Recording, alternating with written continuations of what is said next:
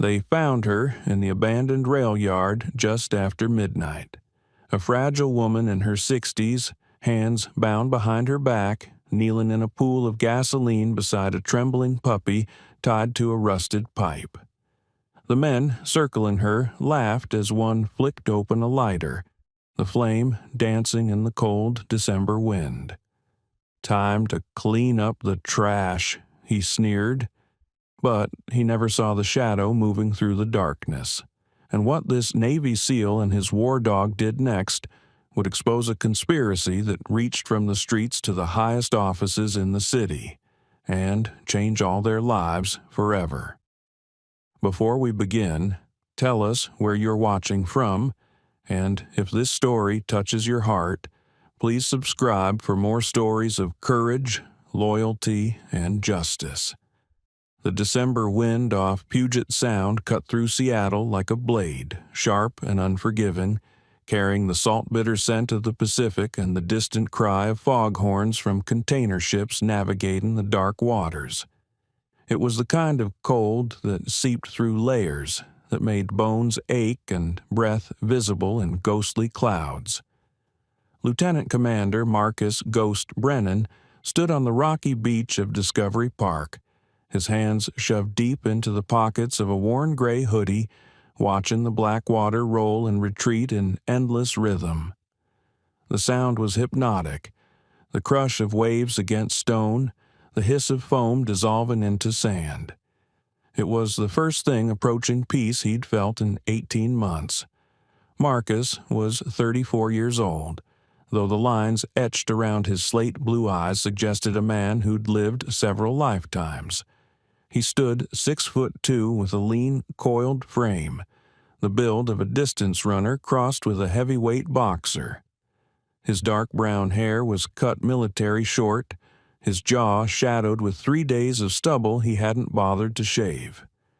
Everything about his appearance said ordinary, a man taking a late-night walk, nothing threatening, nothing remarkable.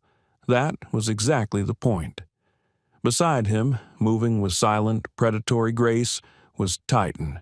The Belgian Malinois was a masterpiece of controlled power. 75 pounds of dense muscle, intelligent amber eyes, and a coat the color of burnt caramel with a black mask that gave him a perpetually serious expression. He wasn't a pet. He was a weapon, a SEAL team. 6 multi-purpose canine trained in explosives detection, high-value target apprehension, and tactical assault. The bond between Marcus and Titan had been forged in the mountains of Afghanistan, in midnight raids where silence meant survival and hesitation meant death. They'd pulled each other from collapsed buildings, provided cover fire under impossible odds, and shared MREs and frozen observation posts where the enemy was closer than comfort allowed. Now, on mandatory leave following their last deployment, a classified operation that still woke Marcus in cold sweats, they were both trying to remember what normal felt like. The beach was empty, except for a jogger in the distance, headphones in, oblivious. Marcus breathed the cold air deep into his lungs, exhaled slowly, watching his breath dissipate. He was supposed to be recovering, decompressing. His commanding officer had used words like mental health protocols and operational burnout and mandatory psych eval. What they meant was, you've seen too much, done too much. Go find yourself again before you break. Marcus gave a low whistle, 2 short notes. Titan's ears swiveled immediately. The dog trotted back from where he'd been investigating a cluster of driftwood, his gait smooth and economical. No wasted movement, every muscle purposeful. "Easy, bud," Marcus murmured, kneeling to scratch behind Titan's ears. The dog leaned into the touch, eyes half closing. This was their ritual. After the chaos, after the blood and fire, they came here, to the edge of the continent, to the sound of something older and bigger than war. Marcus's phone buzzed in his pocket. He pulled it out, glanced at the screen. A text from his sister, Vanessa. "Mom's asking when you're coming for Christmas. Don't ghost her. Pun intended. Love you." He typed back, "Tell her soon, still figuring things out." The truth was more complicated. Home meant questions he didn't want to answer. It meant seeing the worry in his mother's eyes, the careful way his father watched him as if Marcus might shatter. It meant pretending that 18 months in a war zone hadn't changed the fundamental architecture of his soul. Here, with Titan and the waves and the cold, he didn't have to pretend. He stood, brushing sand from his jeans. "Come on, boy. One more lap, then we head back." They walked the shoreline in comfortable silence, man and dog, two warriors trying to find peace in a world that felt too bright, too loud, too soft after everything they'd survived. Neither of them knew that peace was about to end. 6 miles south, in the industrial shadows of the Soto district, Eleanor Ellie Matsuda knelt on the broken pavement of an abandoned rail yard, her arthritic fingers carefully arranging a tattered wool blanket inside a cardboard refrigerator box that served as her home. Ellie was 63 years old, though the streets had aged her face into something older, skin weathered like parchment, eyes the color of faded denim, silver hair pulled back in a practical bun beneath a knitted cap. She wore layers, a faded Seahawks hoodie over 2 flannel shirts, jeans held up with a fraying belt, boots with duct tape reinforcing the soles. She'd been homeless for 4 years, not by choice, never by choice. Once, she'd been a registered nurse at Harborview Medical Center, had owned a small house in Beacon Hill, had driven a reliable Honda, and paid her taxes and volunteered at the community garden. Then her husband died. Cancer, aggressive and merciless. The medical bills came next, then the foreclosure notice, then the eviction. She'd fallen through every crack in the system, too young for full Social Security, too old to start over, too proud to burden her daughter who was struggling with 3 kids of her own. The streets swallowed people like her, invisible, forgotten. But Ellie refused to surrender her dignity. She kept herself clean with donated soap in the public restroom at the library. She organized her meager possessions with military precision. She said please and thank you to the volunteers at the soup kitchen. And 6 weeks ago, she'd found a reason to keep fighting. A soft whimper came from inside the box. "I'm coming, sweetheart," Ellie murmured, her voice hoarse but gentle. She reached inside and carefully lifted out a tiny golden retriever puppy, no more than 8 weeks old, with oversized paws and eyes like melted chocolate. The puppy had been abandoned in a dumpster near Pike Place Market, left to die in a sealed trash bag. Ellie had heard the cries, pulled her out, wrapped her in her own scarf, and carried her to safety. She'd named her Hope. The puppy licked Ellie's weathered face, tail wagging furiously. Despite everything, the cold, the hunger, the bone-deep exhaustion, Ellie smiled. A real smile that reached her eyes and softened the hard edges fear had carved there. "You're a good girl," she whispered, cradling Hope against her chest. "We're gonna be okay. We're survivors, you and me."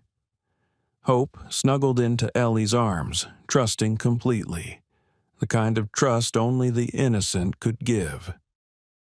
Ellie set the puppy down gently and pulled out her most precious possession, a small, leather-bound journal she'd salvaged from a thrift store donation bin.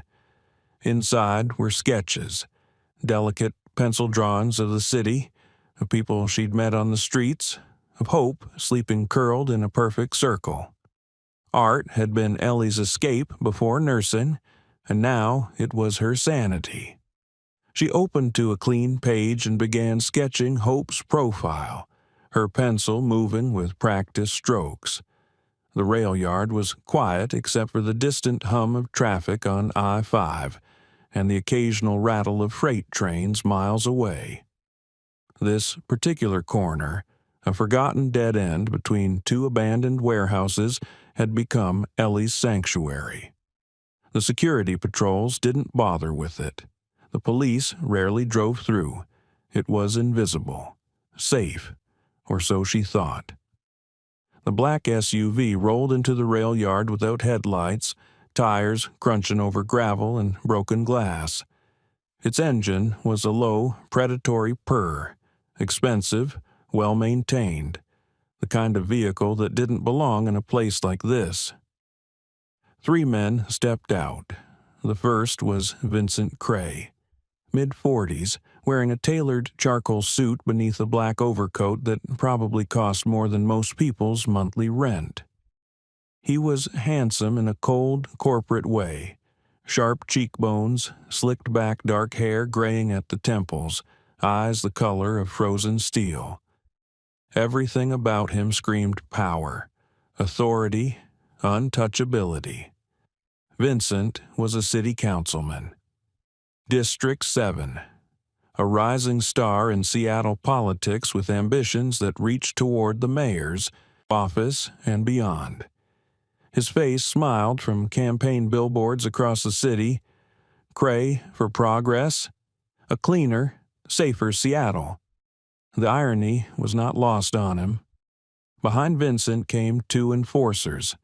The first was Deke Morrison, 6'4", 260 pounds of gym-sculpted muscle stuffed into tactical pants and a tight black jacket. His head was shaved, his neck thick as a tree trunk, his knuckles scarred from years of violence disguised as security work. He'd done 2 tours as Army infantry before a dishonorable discharge for excessive force. Now he worked for whoever paid best. The second was Luis Torres, smaller but meaner, 5'10", wiry, with dark eyes that never blinked, and a spider-web tattoo creeping up his neck. He'd grown up in the Rainier Valley gangs before realizing there was more money in private intimidation. He carried a tire iron loosely in one hand, tapping it against his palm in a slow, threatening rhythm. Vincent surveyed the rail yard with distaste, his expensive shoes crunching over debris. "This is it?" "Yeah, boss," Deke rumbled, gesturing toward the cluster of cardboard shelters. "Third one from the left, the old lady with the dog." Vincent's jaw tightened. "I want this handled quietly, no witnesses, no evidence." Luis grinned, showing teeth, like she was never here. They approached Ellie's box. She looked up from her sketch, startled. The pencil slipped from her fingers.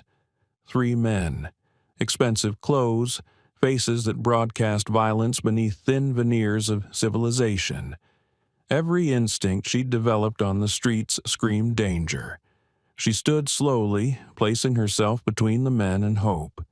The puppy whimpered, sensing her fear. "Can I help you, gentlemen?" Ellie's voice trembled but held steady. Vincent stepped forward, his expression a mask of polite regret. "Eleanor Matsuda, we need to have a conversation." Ellie's heart slammed against her ribs. "How do you know my name?" "I know a lot about you, Eleanor. Former nurse, widow, been living rough for 4 years now." Vincent's smile didn't reach his eyes. "You've become a problem." "I haven't done anything. You were at the waterfront development site 3 nights ago."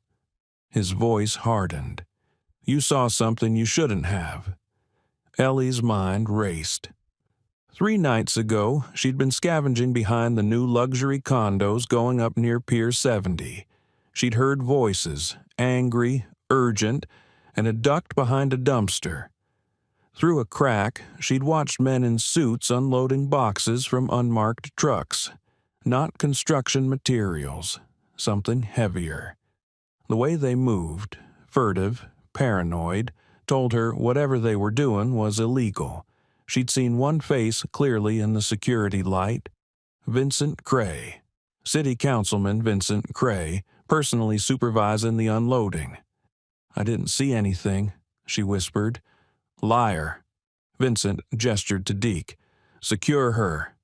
Before Ellie could run, Deke's massive hand clamped around her throat, lifting her off her feet.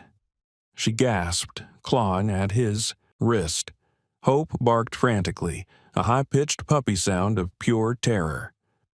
"Grab the mutt, too," Vincent ordered. "We clean this up completely." Louise scooped up Hope by the scruff of her neck. The puppy yelped, scrambling in the air. "No, please," Ellie choked out. "She's just a baby." Vincent turned away, already bored. Make it look like an accident, homeless encampment fire, happens all the time. He walked back toward the SUV, pulling out his phone. "I have a fundraiser at 8. Don't make me late." Deke dragged Ellie toward a metal support beam. Louis pulled out a coil of rope and a red plastic gas can from the SUV's trunk. And in the shadows beyond the rail yard fence, where Discovery Park's wooded trails met the industrial wasteland, two figures moved through the darkness. Silent, lethal, already calculating angles of approach. Marcus Brennan had heard the SUV, had seen the headlights die, had watched three men approach a lone woman with the body language of wolves circling prey. Totten was already low to the ground, muscles coiled, waiting for the command that would unleash hell. Peace was over. If you're enjoying this story so far, don't forget to hit the like button and subscribe. Drop a comment telling me where in the world you're watching from. I love hearing from you. Deke slammed Ellie against the support beam with enough force to knock the breath from her lungs. Her head cracked against the rusted metal, stars exploding across her vision. Before she could recover, he yanked her arms behind her back and began wrapping thick rope around her wrists, pulling it tight enough that the fibers bit into her skin. "Please," she gasped, tasting copper. "Please, you don't have to do this." Louise dropped Hope roughly to the ground, then tied a shorter length of rope around the puppy's neck, securing the other end to a pipe 3 feet from Ellie.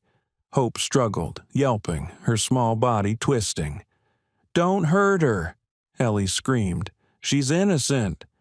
"So were a lot of people," Louise said flatly, unscrewing the cap on the gas can. The chemical stench hit the air immediately, sharp, nauseating, wrong. He began pouring. The gasoline splashed across the gravel in a wide pool, soaking Ellie's boots, spreading toward Hope. The puppy whined, pawing frantically at the wet ground, her golden fur already darkening with fuel. Ellie's breath came in short, panicked bursts. The smell overwhelmed everything. Acrid, choking, the scent of imminent death. She'd treated burn victims at Harborview. She knew what fire did to flesh, the way skin peeled back, the way nerve endings screamed until shock mercifully shut them down. "Why?" she sobbed. "I didn't tell anyone. I wouldn't." "You're a loose end," Deke said, checking the ropes. "Nothing personal." Louise circled them, pouring gasoline in a methodical pattern, creating a ring of accelerant. Hope's terrified eyes locked onto Ellie's. The puppy stopped struggling, just trembled violently, a tiny heartbeat visible through her thin ribs. "It's okay, baby," Ellie whispered, tears streaming down her weathered face. "It's okay. I'm here. I won't leave you." Louise set down the empty gas can and pulled a silver Zippo lighter from his pocket. He flicked it open with a practiced snap. The flame sparked to life, small and hungry.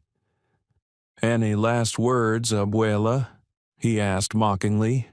Ellie lifted her chin. Despite the terror crushing her chest, despite the certainty of death, she refused to beg these men for mercy they'd never give.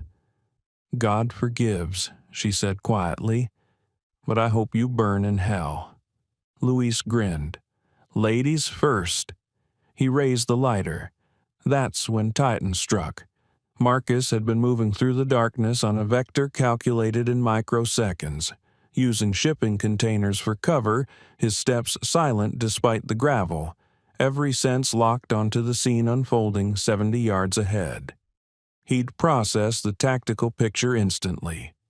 3 hostiles. 1 primary target, the suit clearly in command. 2 enforcers, armed, aggressive posture. 1 victim bound to a fixed position.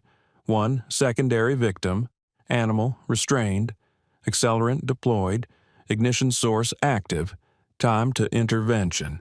Approximately 12 seconds before the lighter reached the gasoline. Too long to cross the distance, too far for a clear shot without risking the victim.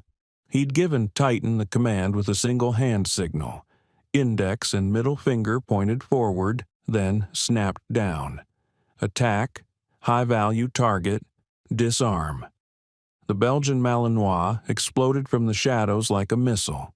Luis never saw him coming. One moment he was standing over Ellie, lighter raised. The next, 75 pounds of trained warfare slammed into his back with enough force to knock him forward. The lighter flew from his hand, spinning end over end, landing 6 feet away in a patch of dirt.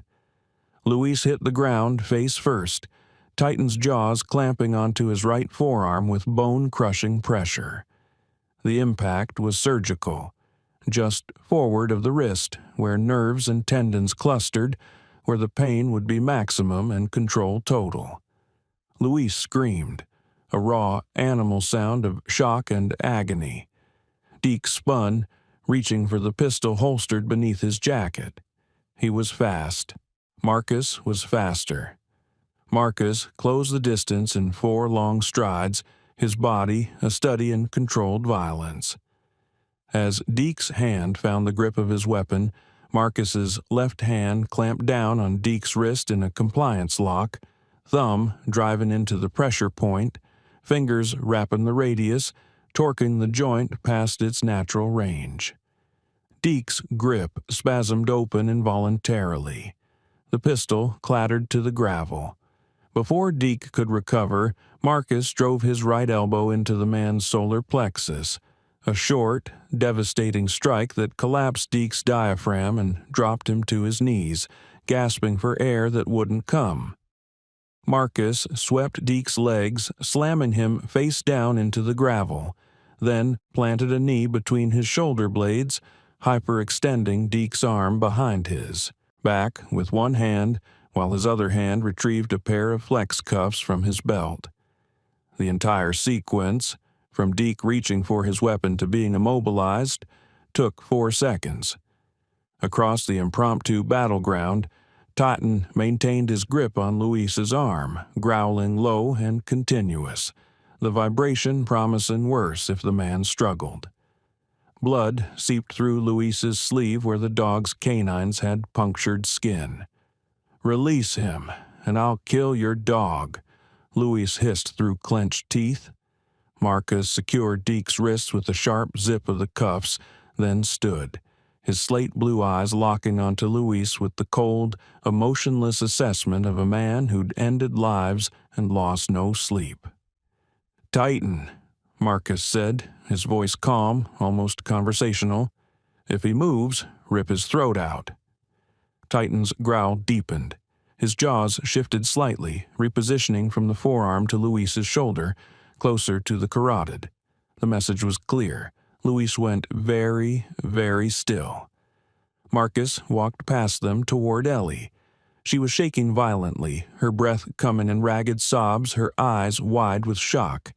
Gasoline soaked her clothes, her hair, the ground beneath her. The smell was overpowering. Marcus dropped to one knee in front of her, his movements deliberate, non-threatening.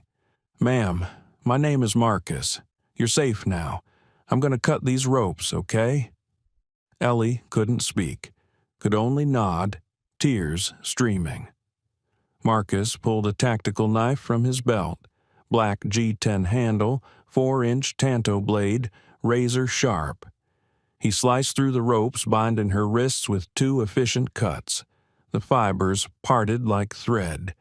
The moment her hands were free, Ellie lunged toward Hope. "Easy," Marcus said, gently catching her shoulder. "Let me get the puppy. You're covered in gasoline. We need to get you clear of the accelerant first." He moved to Hope, who was trembling so hard her whole body shook. He cut the rope around her neck carefully, then scooped the tiny puppy into one large hand, cradling her against his chest. Hope whimpered, then went quiet, some instinct recognizing safety. "Can you stand?" Marcus asked Ellie. She tried. Her legs buckled. Adrenaline and terror had drained every ounce of strength. Marcus shifted Hope to his left arm and extended his right hand to Ellie. "I've got you." She took it. His grip was strong, steady, radiating a certainty that cut through her panic. He lifted her to her feet with surprising gentleness. "We need to move away from the gasoline," he said. 30 feet minimum. Can you walk?" I think so." He guided her step by step, supporting her weight when she stumbled until they were clear of the fuel pool. Only then did he set Hope down gently. The puppy immediately pressed against Ellie's leg. Marcus turned back toward the 2 men on the ground. Totten still held Louise pinned. Deke was cuffed and gasping, his face pressed into the gravel. Neither man was going anywhere. Marcus carried Ellie away from the gasoline pool with Hope tucked against his chest in his other arm. Her weight was startlingly light, maybe 110 pounds soaking wet. Malnutrition had carved her down to sinew and bone, the reality of street life written in every protruding rib, every hollow beneath her cheekbones. He set her down gently on a patch of clean concrete 30 feet from the contamination zone, then placed Hope beside her. The puppy immediately pressed against Ellie's leg, whimpering softly. "Stay with me," Marcus said quietly, kneeling in front of her. "I need to check you for injuries." Ellie nodded, but her eyes were unfocused, her breathing rapid and shallow. Classic shock. Her hands trembled violently, her fingers opening and closing reflexively, as if she couldn't quite believe they were free. Marcus moved with practiced efficiency, the muscle memory of battlefield medicine taking over. He'd treated gunshot wounds in caves, burns from IEDs in the desert, hypothermia in mountain passes. This was different, no combat, no bullets, but trauma was trauma, and the human body responded the same way. "I'm going to touch your wrists, okay?" he said, keeping his voice calm and level. The ropes cut pretty deep. She extended her arms. The rope burns were angry red welts, some areas already blistering where the rough fibers had torn skin. Small spots of blood seeped through. Marcus pulled a small first aid kit from his belt, something he always carried, a habit from the teams. He extracted antiseptic wipes and began cleaning the wounds with gentle, deliberate strokes. Ellie hissed at the sting, but didn't pull away. "You're doing great," Marcus said. "These are going to hurt for a few days, but they'll heal clean if we keep them covered." He wrapped her wrists in sterile gauze, taping them securely but not too tight. As he worked, he studied her face. Despite the fear, despite the gasoline still matting her silver hair, there was a dignity to her that reminded him of his grandmother, the same quiet strength that came from surviving things that should have broken a person. "How long have you been on the streets?" he asked, partly to keep her talking, partly because he genuinely wanted to know. 4 years, she whispered, "since my husband died. I was a nurse before, at Harborview." Marcus paused, meeting her eyes. "A nurse?" She nodded, a ghost of pride flickering across her features. 28 years, trauma unit. I've seen people hurt like this before. Just never thought I'd be the patient." "You were a healer," Marcus said softly. "That matters. That still matters." Tears spilled down her cheeks. "I don't feel like I matter anymore. I'm invisible. People step over me on the sidewalk like I'm garbage." Marcus finished taping the gauze and sat back on his heels. "You're not invisible to me, and you're definitely not garbage." He turned his attention to Hope, who watched him with wide, trusting eyes. The puppy was shaking, whether from cold or fear, Marcus couldn't tell. He ran his hands gently over her small body, checking for injuries. The gasoline had soaked into her fur, and the chemical smell was overwhelming. "She's going to need a bath as soon as possible," Marcus said. "Gasoline on skin, or fur, can cause chemical burns if it's not washed off." "I don't have anywhere to—" Ellie's voice cracked. "The paramedics will handle it," Marcus assured her. "And if they don't, I will." He pulled off his own jacket, a heavy tactical fleece, and wrapped it around Ellie's shoulders. She was still wearing the gasoline-soaked clothes, and hypothermia was a real risk. The jacket enveloped her small frame, still warm from his body heat. "But you'll be cold," she protested weakly. "I've been a lot colder," Marcus said with a slight smile. "Afghanistan in January makes Seattle feel like the tropics." Sirens grew louder in the distance. Help was coming, but they still had a few minutes. Marcus sat down beside Ellie, close enough to offer comfort, but not so close as to invade her space. Titan padded over and lay down at their feet, his warm bulk a grounding presence. Hope, with the fearlessness of puppies, crawled over to Titan and sniffed his muzzle. The big Belgian Malinois could have swallowed the golden retriever puppy in one bite, but instead he lowered his head and gently licked Hope's ear. Ellie laughed, a startled, broken sound that morphed into a sob. "I thought we were going to die," she whispered. "I thought that was it. I was so scared, not for me but for her. She's just a baby. She deserves a life." "So do you," Marcus said firmly. Ellie looked at him, really looked, as if trying to understand what kind of man stopped to save a homeless woman and her dog. "Why did you help us? You could have just called 911 and kept walking." Marcus was quiet for a moment, watching Titan and Hope together. "Because a long time ago someone told me that the measure of a society is how it treats its most vulnerable. And because—" He paused, the words catching. "Because I know what it's like to feel invisible." Ellie tilted her head, curious despite her shock. "After my last deployment," Marcus continued, his voice low, "I came back different. I'd go to the grocery store and feel like I was watching life through a window. People complaining about traffic, about their coffee order being wrong, and I'd think about the things I'd seen, the people I couldn't save. I felt like a ghost walking through a world that had moved on without me."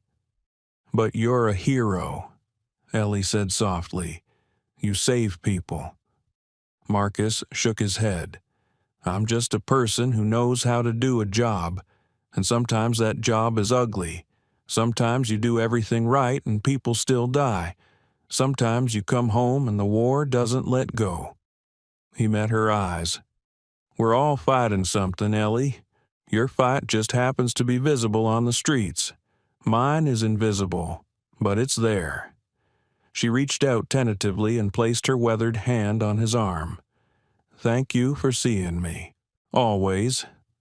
The first patrol car roared into the rail yard, lights painting the night in red and blue.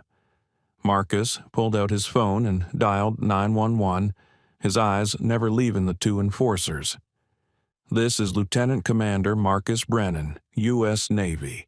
I need Seattle PD and fire services at the Sodo Rail Yard, east side, near the old switching station. I have 2 suspects in custody for attempted murder. 1 victim with chemical exposure requiring medical evaluation. Send a unit with hazmat protocols. He rattled off the exact coordinates from memory, then ended the call. Behind him, Ellie sank to the ground, pulling Hope into her lap. Her entire body shook with delayed shock. "They were going to burn us alive," she whispered, "like we were trash." Marcus knelt beside her, his voice dropping to something softer. "You're not trash, ma'am, and they're not going to hurt you again." "The councilman," Ellie gasped suddenly, her eyes widening. "Vincent Cray. He was here. He ordered this." Marcus's expression went very still. "The man in the suit? He left?" Ellie nodded frantically. "Black SUV. He said to make it look like an accident. Her voice cracked. "He called me a loose end." Marcus processed this in silence. A city councilman ordering the execution of a homeless woman. That changed the tactical picture entirely. He pulled out his phone again, opened the camera, and quickly photographed the scene. The gas can, the ropes, the Zippo lighter still lying in the dirt. Evidence. A low groan came from Deke. The big man was trying to roll onto his side. Marcus stood and walked over, planting his boot on Deke's shoulder, pinning him flat. "Don't move." "You broke my arm," Deke wheezed. "No, I dislocated your shoulder. There's a difference." Marcus's voice held no sympathy. "You were about to burn a woman and a puppy alive. You're lucky that's all I did." Titan's growl intensified where he held Luis. The smaller man's face had gone pale, sweat beading his forehead despite the cold. "Call him off," Luis hissed. "I'll tell you whatever you want." "Titan, hold," Marcus commanded. The dog's jaws remained locked, but the pressure eased slightly. Marcus crouched down to Luis's eye level. "Who's Vincent Cray to you?" Luis's eyes darted nervously. "I want a lawyer." "That's your right, but let me paint you a picture." Marcus's voice was clinical, detached. "You just attempted to murder a senior citizen and an animal using an accelerant.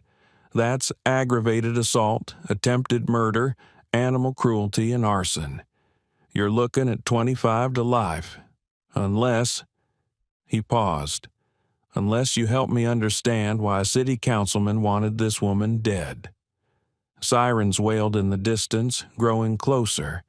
Luis swallowed hard. "He's connected, man. You have no idea how deep this goes. So tell me." Luis glanced at Deke, who shook his head minutely. "Lawyer?" Luis repeated, but his voice shook. Marcus stood. "Your choice." 2 Seattle PD cruisers roared into the rail yard, light bars flashing blue and red across the graffitied warehouses. 4 officers emerged, weapons drawn, taking in the scene with professional wariness. The lead officer, a tall black woman with sergeant's stripes and sharp, intelligent eyes, approached cautiously. "I'm Sergeant Kamala Price. Who called this in?" Marcus raised both hands, showing they were empty.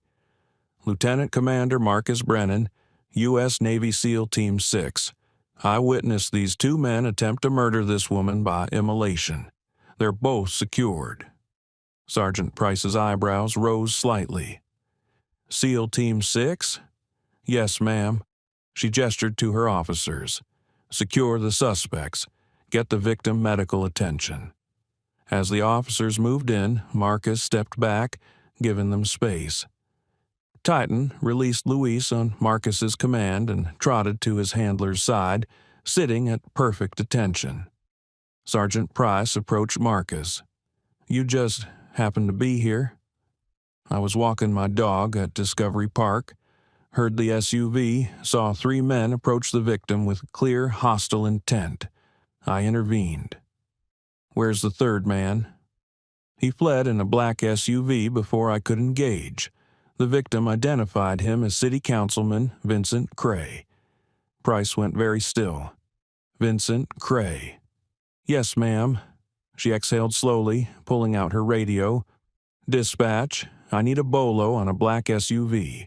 Registered owner possibly Vincent Cray. Suspect in attempted murder."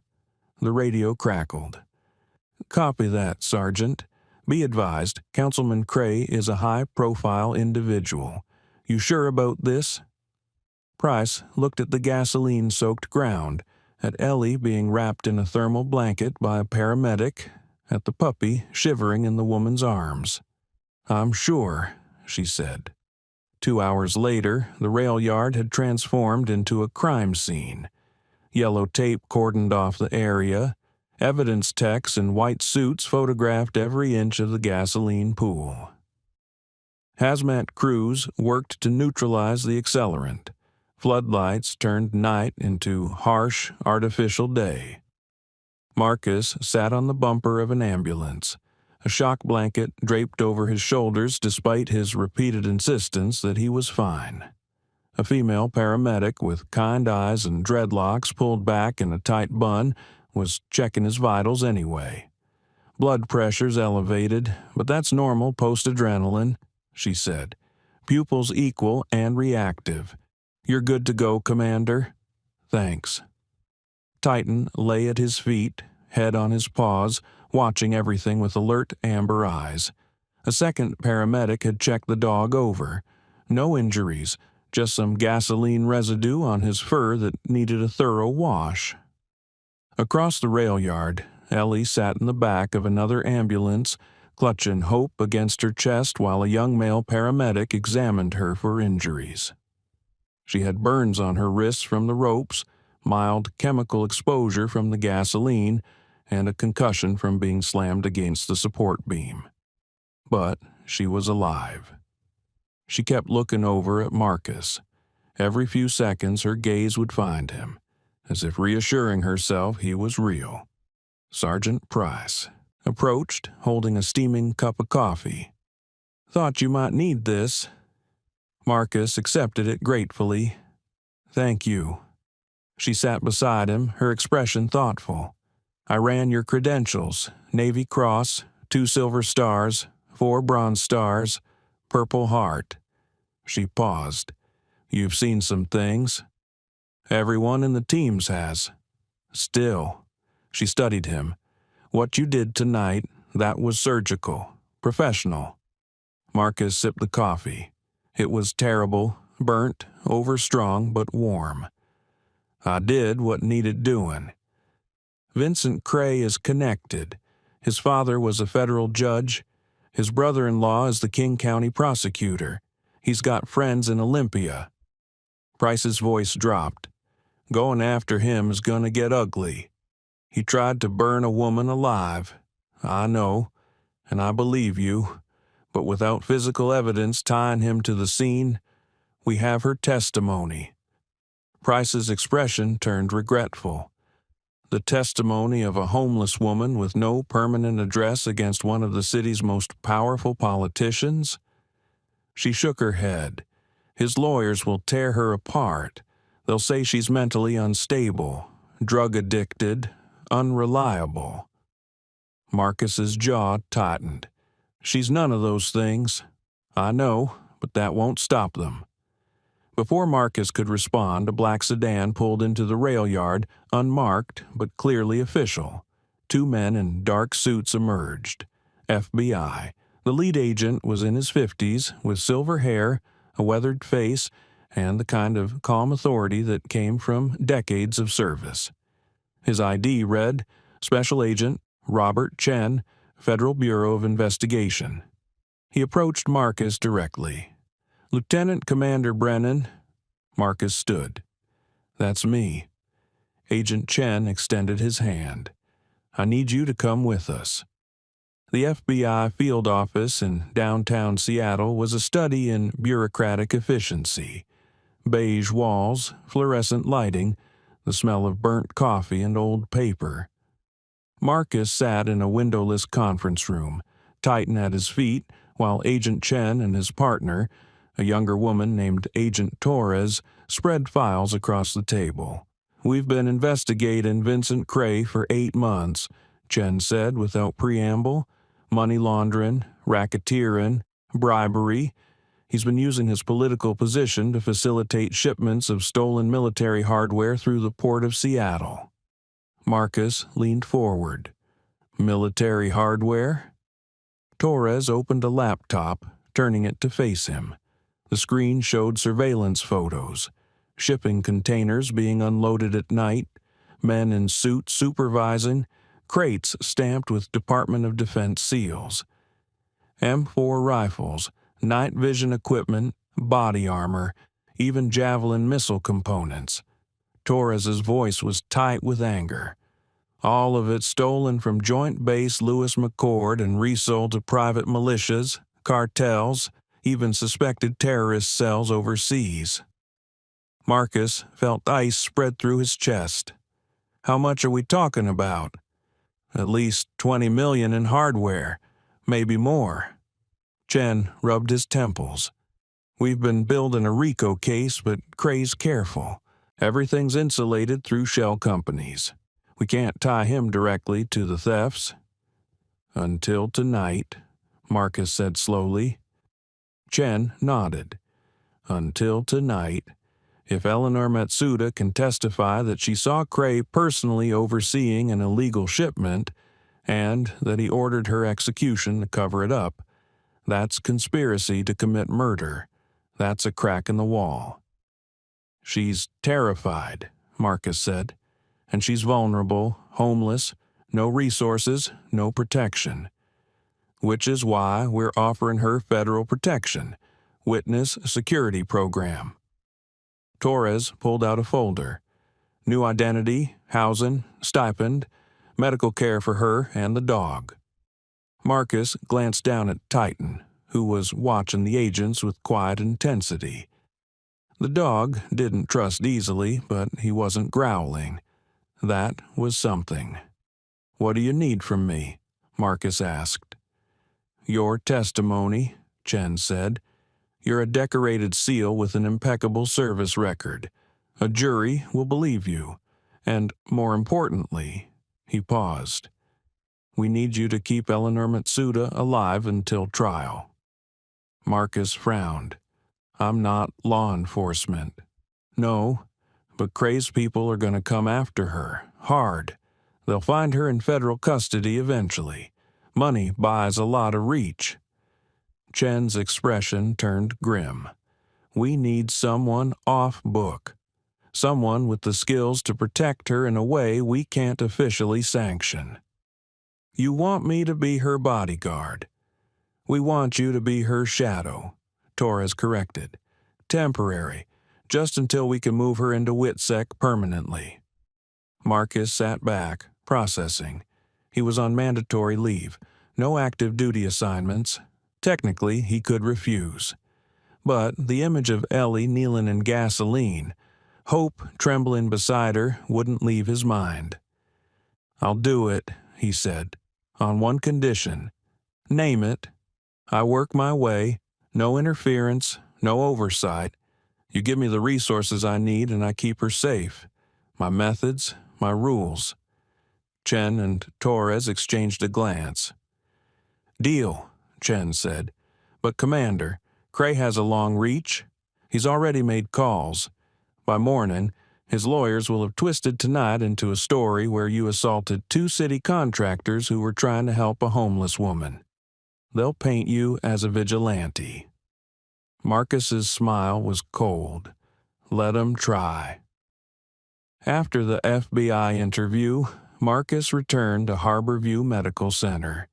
It was nearly 4 a.m., and the hospital hallways were quiet except for the soft beep of monitors and the hushed voices of night shift nurses. He found Ellie still awake, sitting up in bed with Hope curled in her lap. Someone, a sympathetic nurse probably, had brought the puppy a small blanket and a stuffed animal. Hope was gnawing contentedly on a rubber bone. Couldn't sleep? Marcus asked from the doorway. Ellie looked up, and relief flooded her features. I was hoping you'd come back. The FBI agents, they were nice, but they scared me.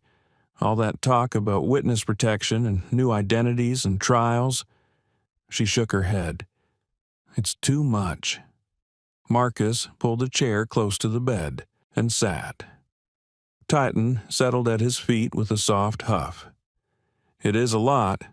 Want to talk through it? Will it really be safe? This witness protection? Nothing's 100%, Marcus said honestly. But the U.S. Marshal Service has protected thousands of witnesses. Their success rate is incredibly high. You'd get a new name, new social security number, relocation to a different state, housing assistance, and a stipend until you can get back on your feet. But I'd have to leave Seattle, leave everything I know. Marcus leaned forward. Ellie, what do you have here right now? I don't mean that cruelly. I mean realistically. She was quiet, her fingers absently stroking Hope's soft fur. Nothing. I have nothing. My daughter lives in Portland, but we haven't spoken in 2 years. She has her own struggles, and I didn't want to be a burden. My friends from the hospital, I was too ashamed to reach out after I lost everything. This city holds memories, but it doesn't hold me anymore. Then maybe this is a chance, Marcus said gently, a chance to start over somewhere new, to rebuild. I'm 63 years old. Who's going to hire a 63-year-old former nurse who's been homeless for 4 years? Someone who values experience and compassion, Marcus replied. You said you were in the trauma unit for 28 years. That expertise doesn't disappear just because you fell on hard times. There are clinics, hospices, community health centers that would be lucky to have you.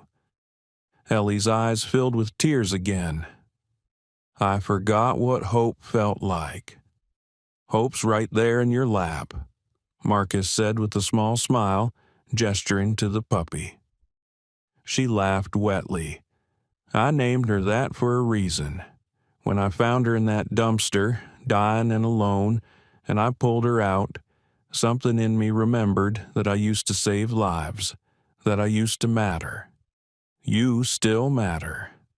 Those men tonight, they were going to burn us like we were trash. Marcus's expression hardened.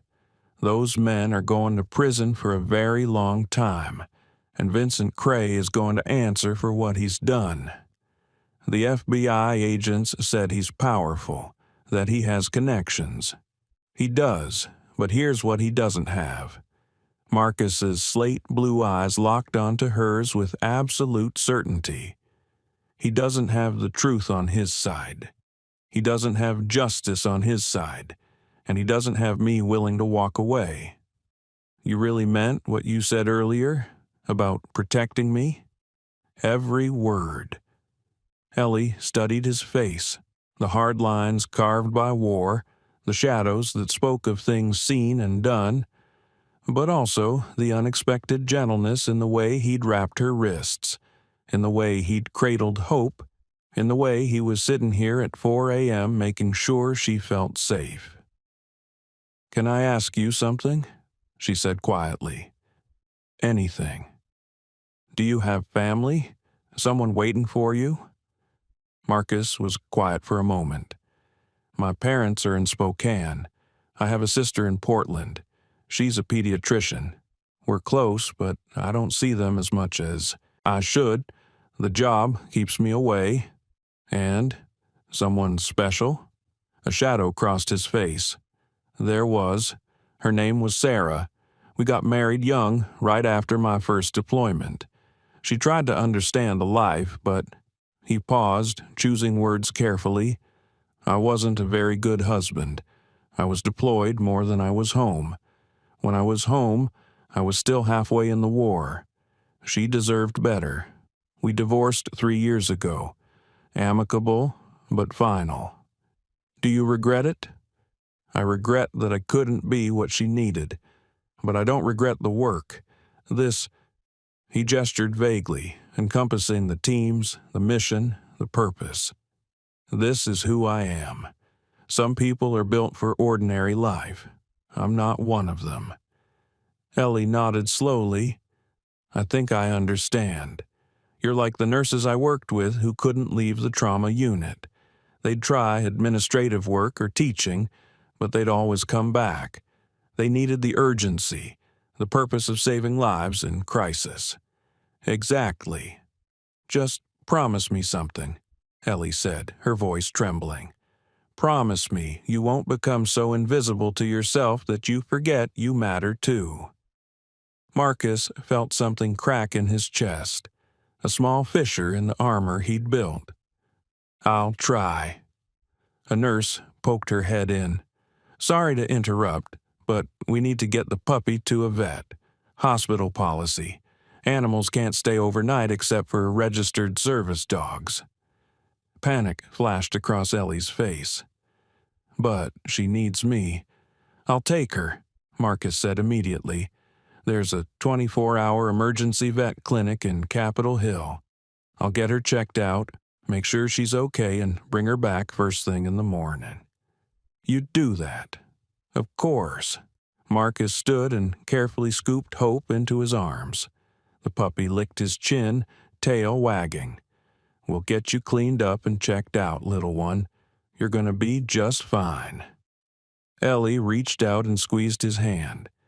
"Thank you, Marcus, for everything. Get some rest. I'll be back at 8 a.m. with Hope and breakfast." "Breakfast? You need to eat. When's the last time you had a real meal?" Ellie couldn't remember. "That's what I thought. I'll bring something good." As he turned to leave, Ellie called out softly, "Marcus?" He paused. "You're not invisible, not to me." He nodded, not trusting himself to speak, and walked out with Hope nestled against his chest and Titan at his side. In the hallway, he stopped and leaned against the wall, suddenly exhausted. The adrenaline from the rail yard had worn off, leaving him hollowed out and raw. Titan pressed against his leg, offering silent support. Marcus looked down at the puppy in his arms, this tiny creature that had almost died tonight, but was now safe, warm, trusting him completely. "What did we get ourselves into, bud?" he murmured to Titan. The Belgian Malinois just looked up at him with knowing amber eyes. They both knew the answer. They'd gotten themselves into exactly what they were meant to do. Marcus found Ellie in a private room at Harborview Medical Center, the same hospital where she'd once worked. She sat on the edge of the bed, Hope curled in her lap, staring at the wall with hollow eyes. The medical staff had cleaned the gasoline from her skin and hair, treated her rope burns, given her fluids for mild dehydration. Physically, she'd recover. The psychological wounds would take longer. Marcus knocked gently on the doorframe. "Miss Matsuda?" She looked up. Recognition flashed across her face, followed by something that might have been relief. "You? I'm Marcus Brennan. We met at the rail yard." "I remember." Her voice was hoarse. "You and your dog saved my life." "Titan. His name's Titan." As if on cue, the Belgian Malinois padded into the room, his movements gentle despite his size. He approached Ellie slowly, then sat, lowering his head in a non-threatening posture. Hope lifted her head from Ellie's lap, sniffed cautiously, then wagged her tail. Titan's tail swished once, an acknowledgement. Ellie's eyes filled with tears. "He's beautiful. He's a good judge of character," Marcus said softly, "and he likes you." She stroked Hope's golden fur, her hands trembling. "The FBI was here. They said I have to testify against Councilman Cray." "Only if you're willing." "I'm terrified." "I know. He has power, money. He'll—" Her voice broke. "He'll find me. He'll finish what those men started." Marcus pulled a chair close and sat, leaning forward so they were at eye level. Ms. Matsuda, Ellie, please. Ellie, I'm not going to lie to you. Vincent Cray is dangerous. He has resources and connections. But here's what you need to understand. His slate blue eyes locked onto hers. I've spent 15 years hunting people who make Cray look like an amateur. I've protected assets in war zones. I've evaded enemy forces in hostile territory. And I've never, not once, lost someone I was assigned to protect. She searched his face. Why would you do this? You don't know me. Because you matter. Because what happened to you was wrong. And because... He paused, choosing his words carefully. I've seen what happens when good people are abandoned by the system. I won't let that happen to you.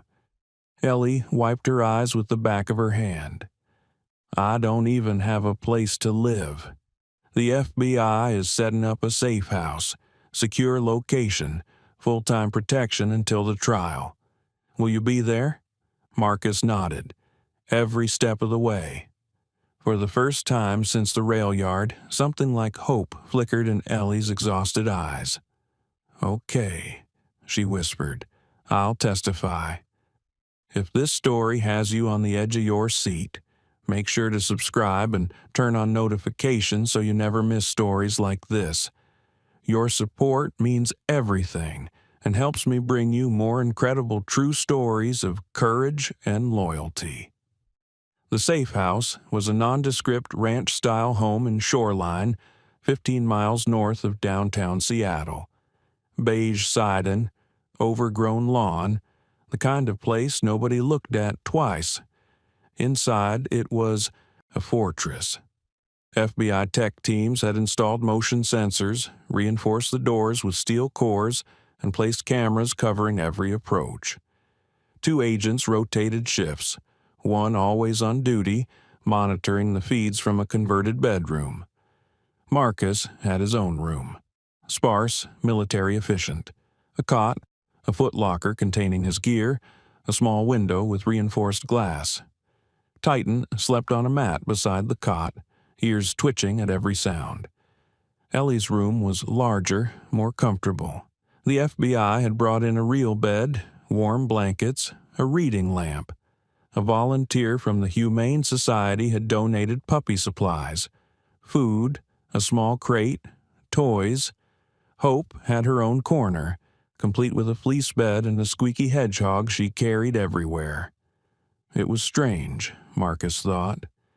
A week ago, he'd been alone on a beach, drowning in silence and ghosts. Now he was living with a 63-year-old woman, a puppy, and a rotating cast of federal agents. He wasn't sure if it was better or worse, just different. On the 3rd day, Agent Chen arrived with a file box. Marcus met him in the kitchen. What's this? Everything we have on Cray's network. Chen set the box on the table with a heavy thud. Bank records, shipping manifests, surveillance logs, and this. He pulled out a thin manila folder. This is the part that's going to make your blood boil. Marcus opened it.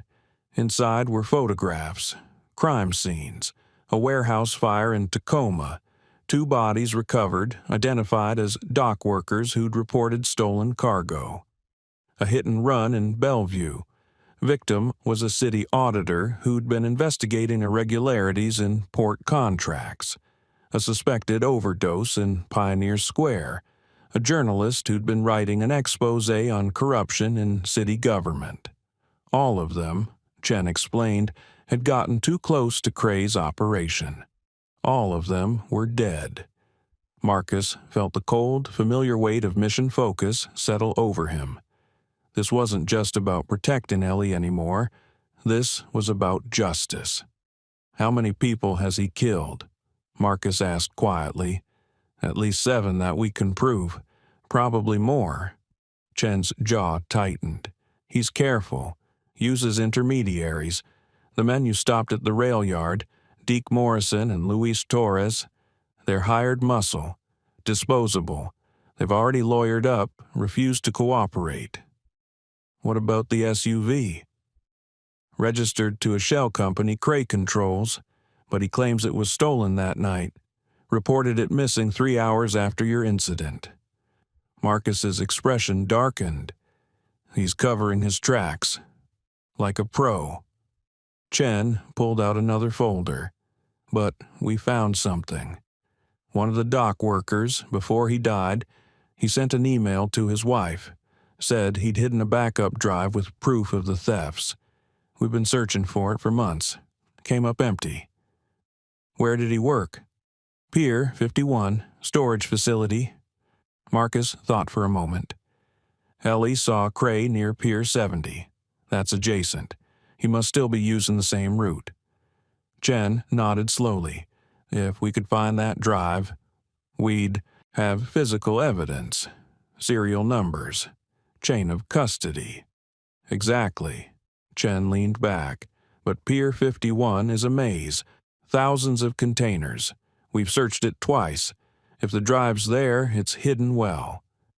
Marcus glanced toward the living room where Ellie sat with Hope, reading a library book. The puppy was asleep on her lap, tiny paws twitching in some dream. What if we had someone who could search differently? Marcus said thoughtfully. Chen followed his gaze. The dog? Titan's trained in explosives detection, but scent work is scent work. If we can get an item with the dock worker's scent on it, Titan can track anything that man touched. Chen sat forward. That's actually brilliant, but it's a risk. If Cray's people are watching the pier, then we go at night, small team, fast and quiet. Marcus met Chen's eyes. This is what I do. Chen was quiet for a long moment. Then he nodded. I'll get you the scent article, he said. The next evening, Marcus stood in the garage, checking his gear with methodical precision. Tactical vest with level 3 plates, sidearm, Sig Sauer P226, suppressed. Backup piece, Glock 19 ankle holster, tactical knife, flex cuffs, medical kit, radio with encrypted channel, night vision goggles. Titan sat beside him, watching with intelligent eyes. The dog wore his own harness, reinforced nylon with attachment points for a tactical leash, pouches for gear, and a patch that read K9, Do Not Pet. Agent Torres entered the garage carrying a sealed evidence bag. Inside was a faded Seahawks cap. Belonged to the dock worker, James Chen. No relation, she said. His widow confirmed he wore it every day. Should have plenty of scent. Marcus took it carefully. Thank you. Torres hesitated. Commander, this is off book. If anything goes wrong, I know. Plausible deniability. The Bureau can't officially sanction a civilian breaking into federal property. Exactly. Marcus pulled on the vest, adjusting the straps. Then it's a good thing I'm not doing this officially. Torres almost smiled. Be careful. In the living room, Ellie stood at the window watching the street. She'd been quieter the last few days, withdrawing into herself, trauma settling in. Marcus approached gently. You okay? She didn't turn. I keep thinking about what could have happened. If you hadn't been there. Her voice caught. But I was. Why? She finally looked at him. Why do you do this? Risk your life for strangers? Marcus was quiet for a moment, choosing his words. Because everyone deserves someone in their corner. Everyone deserves to feel safe. He paused. And maybe because I've seen too many people fall through the cracks. I can't fix the whole system, but I can help one person at a time. Ellie's eyes glistened. You're a good man, Marcus Brennan. I'm just doing what's right. That's what makes you good. Marcus squeezed her shoulder gently. I'll be back before dawn. Agent Wallace is on duty. Lock the doors. Don't open them.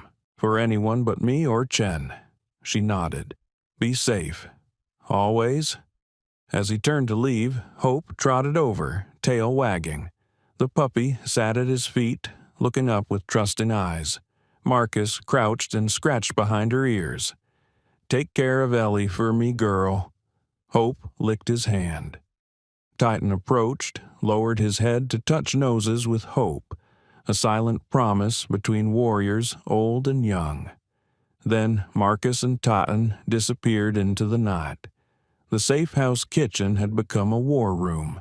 Marcus had spread maps across the dining table, detailed schematics of Pier 51, satellite imagery, tidal charts, security patrol routes marked in red. Agent Torres and Agent Chen stood on either side, coffee cups in hand, reviewing the infiltration plan for the third time. Ellie sat in the corner of the living room, sketching.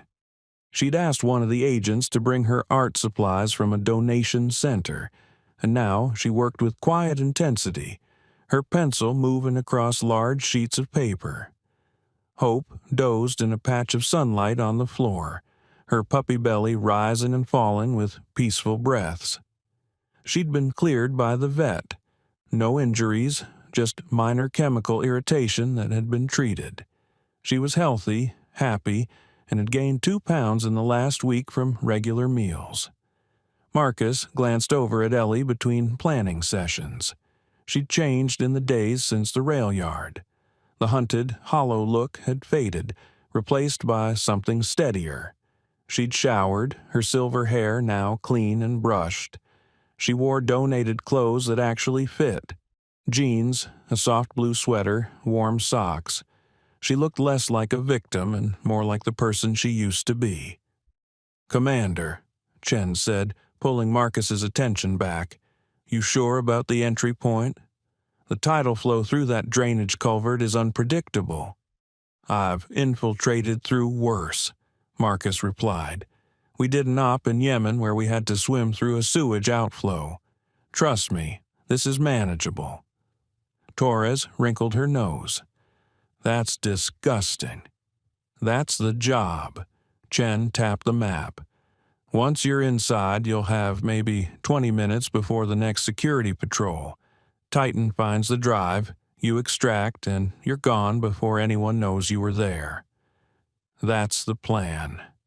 "Plans change," Chen said. "What if you encounter resistance?" Marcus's expression was flat. "Then I adapt." "We can't have a firefight at the pier. The political blowback. I'm not looking to engage. I'm looking to complete the mission and get out clean." Marcus met Chen's eyes. "But if Cray's people are there and they force the issue, I will defend myself and my partner. Non-negotiable." Chen sighed. "Fair enough." After the agents left to coordinate logistics, Marcus walked over to where Ellie was working. She'd been so quiet, he'd almost forgotten she was there. "What are you drawing?" he asked. She looked up, slightly startled, then smiled shyly. "You? Well, you and Titan." She turned the sketch pad around. Marcus felt his breath catch. The drawing was extraordinary. She'd captured him in charcoal and pencil, kneeling beside Titan, one hand on the dog's head, both of them gazing toward some unseen horizon. The detail was stunning. Every line on Marcus's face, every strand of Titan's fur, the weight of exhaustion and purpose in both their postures. But it was the eyes that got him. She'd somehow captured the look he'd seen in mirrors after deployments, the 1,000-yard stare, the weight of things seen and done, but also something else. A gentleness beneath the hardness, a humanity he'd thought he'd lost. "Ellie, this is..." He couldn't find words. "This is incredible." She ducked her head, pleased but embarrassed. "I used to do portraits of the hospital staff. It helped me decompress after hard shifts. I haven't drawn people in years, but you and Titan, She paused. "You're worth capturing. I wanted to remember you both, to remember that courage looks like this." Marcus carefully took the sketch pad, studying the drawing more closely. "Can I keep this?" "It's yours. I made it for you." He set it down gently and sat beside her. "You have real talent, Ellie. This could be more than a hobby." She laughed softly. "I'm 63 years old, Marcus. Who starts an art career at 63? Grandma Moses was 78 when she started painting. One of her works sold for $1 million. Ellie blinked. "Really? Really? The FBI is setting you up with a fresh start. New city, new identity, financial support. Why not use that to do something you love?" She looked down at her charcoal-stained fingers. "I've spent so long just surviving. I forgot I'm allowed to live." "You're allowed to live," Marcus said firmly. "And more than that, you deserve to thrive. You've been through hell, but you came out the other side with your compassion intact. That's rare. That's worth celebrating." Ellie's eyes glistened. "When this is over, when I'm relocated and you go back to your life, will I ever see you again?" Marcus was quiet. The truth was, witness protection meant severing all previous connections. That was part of what made it effective. "Probably not," he admitted. "But that doesn't mean you'll be alone. The marshals will check in. You'll build a new community wherever you land, and—" He smiled slightly. "You'll have hope." As if summoned by her name, the golden retriever puppy trotted over, tail wagging. She climbed into Ellie's lap and promptly fell asleep again. "She's gotten so attached to me," Ellie murmured, stroking Hope's soft ears. "Sometimes I worry that I'm not good enough for her, that she deserves someone with a real home, a yard, stability." "She deserves someone who loves her," Marcus countered. "And you love her. That's what matters." Totten approached and sat beside them, his intelligent eyes moving between Marcus and Ellie with what looked like approval. "He's remarkable," Ellie said, watching the Belgian Malinois. "The way he obeys you without hesitation. The way he knew exactly what to do at the rail yard. How long have you been partnered?" 3 years. I requested him after my previous K9 Ranger retired due to injury." Marcus's hand absently scratched behind Titan's ears. "The bond between a handler and a working dog it's hard to explain to people who haven't experienced it. He's not a pet. He's my teammate, my brother. I can see that, the way you look at each other. We've been through things together that most people can't imagine. He's saved my life 4 times that I can count.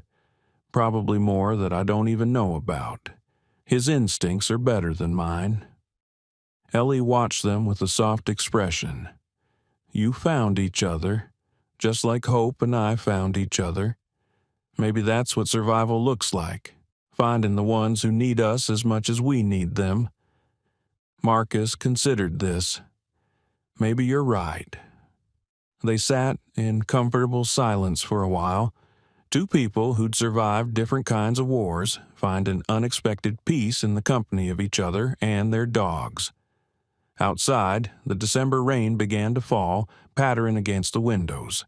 Inside, the safe house felt warm, secure, almost like a home. For now, that was enough. Pier 51 at 2 a.m. was a landscape of shadows and steel. Shipping containers stacked like giant Lego blocks, cranes looming overhead like prehistoric skeletons, the smell of salt water and diesel and rust. Marcus moved through it like a ghost. He'd bypassed the security gate by coming in from the water side, using an abandoned dock access that the FBI had identified. Totten padded silently beside him, nose working, reading the air. They reached the storage facility, a massive warehouse filled with containers awaiting shipment. The space was dark except for a few security lights casting weak pools of yellow. Marcus removed the Seahawk's cap from its bag and held it to Titan's nose. Seek.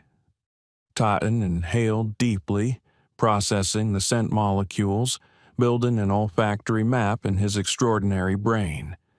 Then his head snapped toward the far corner of the warehouse.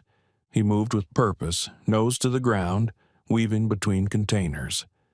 Marcus followed, one hand on his sidearm, eyes scanning for threats.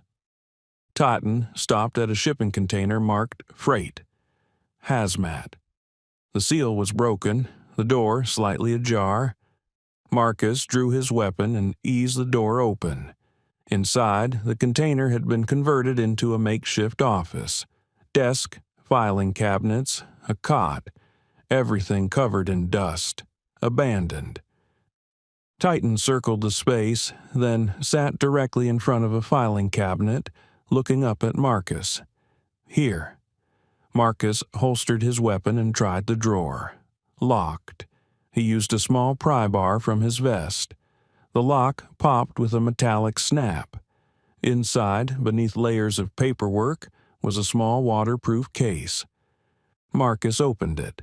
A portable hard drive, unmarked, and beside it a handwritten note. If you're reading this, I'm probably dead.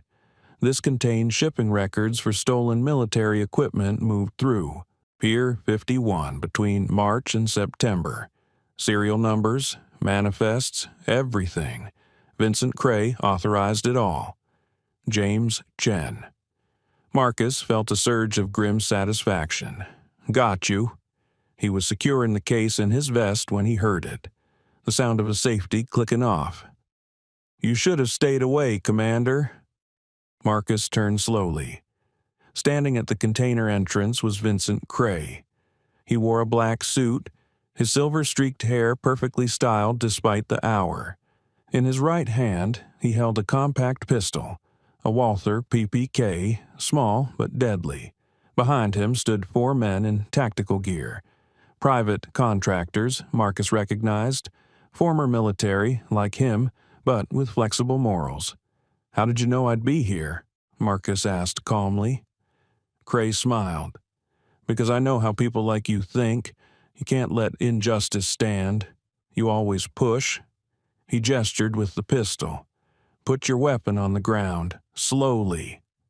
Marcus calculated angles. 4 hostiles plus Cray. Titan could take 1, maybe 2 if Marcus provided cover. But in a confined space with limited escape routes, he lowered his weapon to the floor. Smart, Cray said. Now the hard drive. No. Cray's expression hardened. I'll kill your dog. One of the contractors raised his rifle, aiming at Titan. Marcus's voice dropped to something cold and lethal. You can try. At the word try, Titan exploded forward. The Belgian Malinois covered the 10-foot distance in less than a second, slamming into the contractor's chest. The rifle discharged, a deafening crack in the enclosed space, but the shot went high, punching through the container ceiling. Marcus moved simultaneously, diving low, sweeping his knife from its sheath and throwing it in one fluid motion. The blade buried itself in the shoulder of the second contractor, who screamed and dropped his weapon. Marcus rolled, came up with the fallen rifle, and fired 2 controlled bursts. The third contractor went down, clutching his leg. The fourth contractor turned his weapon toward Titan, who was locked onto the first contractor's arm. Marcus didn't hesitate. He fired. Center mass. The contractor crumpled. Vincent Cray stood frozen, his small pistol now feeling very inadequate. Marcus leveled the rifle at him. Drop it. Cray's hand trembled. You can't prove anything. I don't have to. That hard drive does. My lawyers are going to have a hard time explaining why you're in a restricted area at 2 a.m. with armed contractors. Marcus's voice was ice. Drop the weapon. Last warning. Cray dropped it.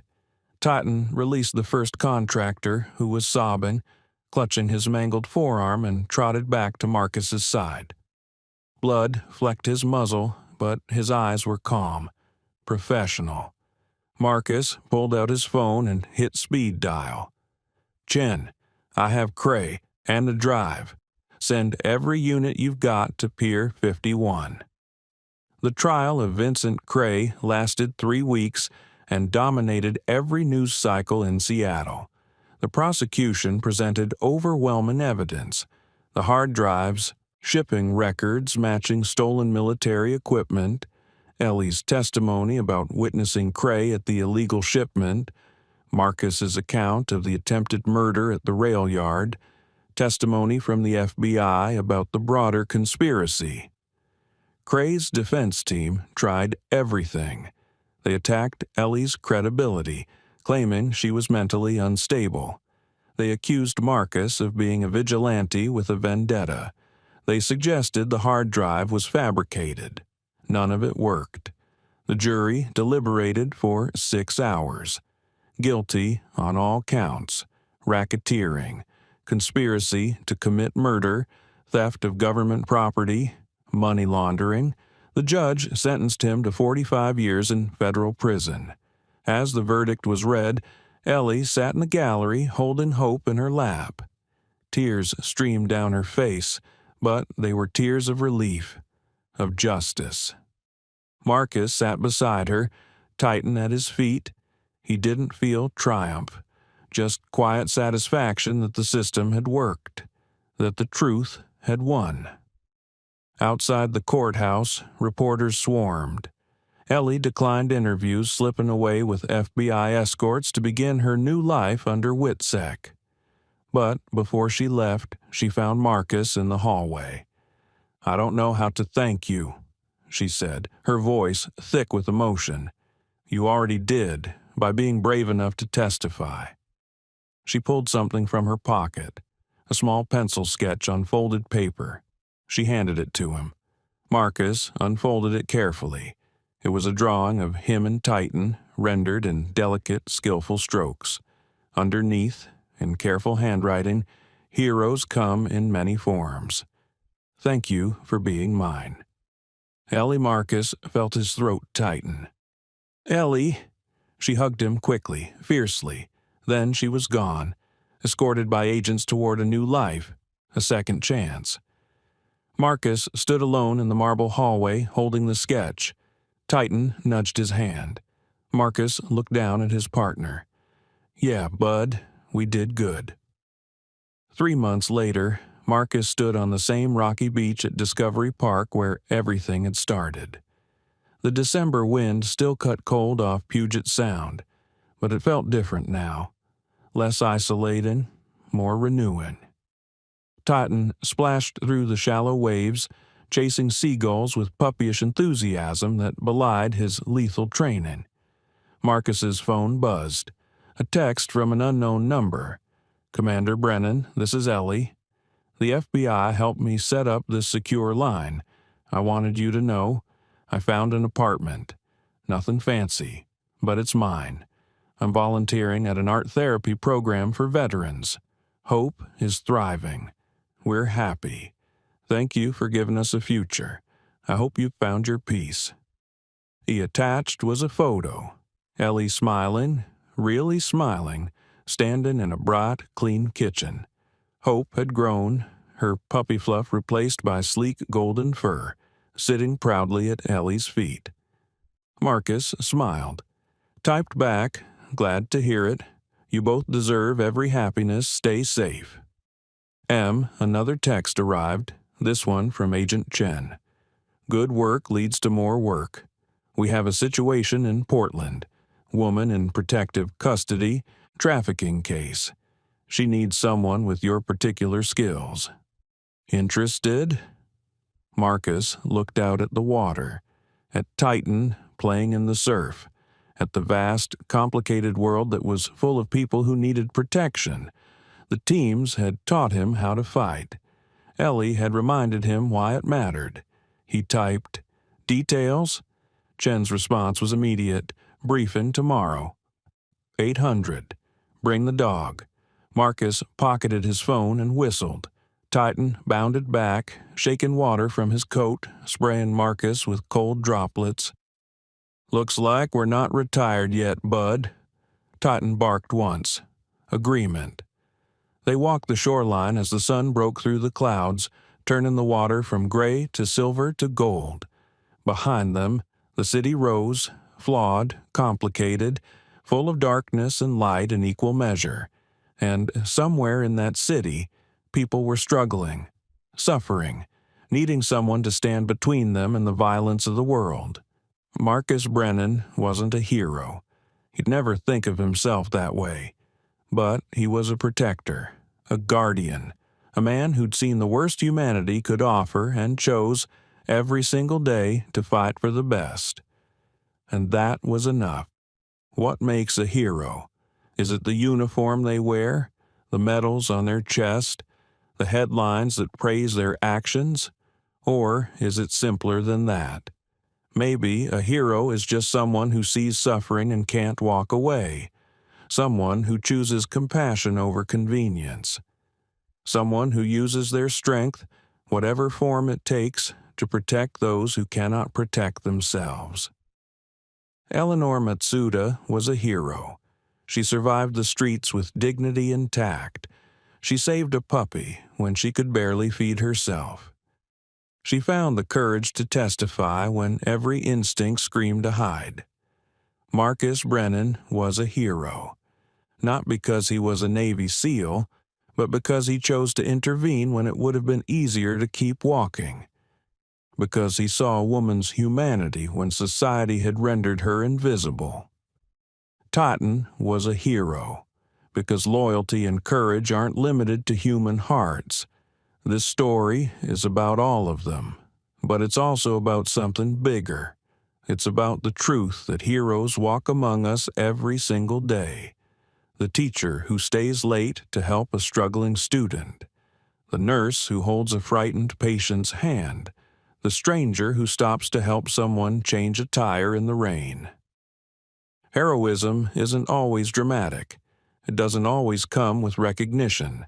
Sometimes it's quiet, simple, a choice to care when no one's watching. So, here's the question. This story asks you, when you see injustice, do you look away? When someone needs help, do you keep walking? Or do you step forward, even when it's hard, even when it's scary, even when there's nothing in it for you except the knowledge that you did what was right? The world is full of Vincent Crays, people who use power to exploit the vulnerable. But it's also full of Marcus Brennans and Eleanor Matsudas and loyal dogs named Titan and Hope. The choice of which kind of person you'll be is yours. Today, we honor the real military working dogs and their handlers who serve with courage and loyalty. We honor the homeless veterans struggling on our streets. We honor the ordinary people who do extraordinary things. And we remember, the light always finds a way to break through the darkness. You just have to be brave enough to carry it. Thank you so much for watching until the end. If this story touched your heart, please share it with someone who needs to be reminded that heroes still exist. Don't forget to subscribe if you haven't already, and let us know in the comments. What was your favorite moment? Was it Titan's courage, Marcus's protection, or Ellie's strength to testify? We read every comment. God bless, and see you in the next story.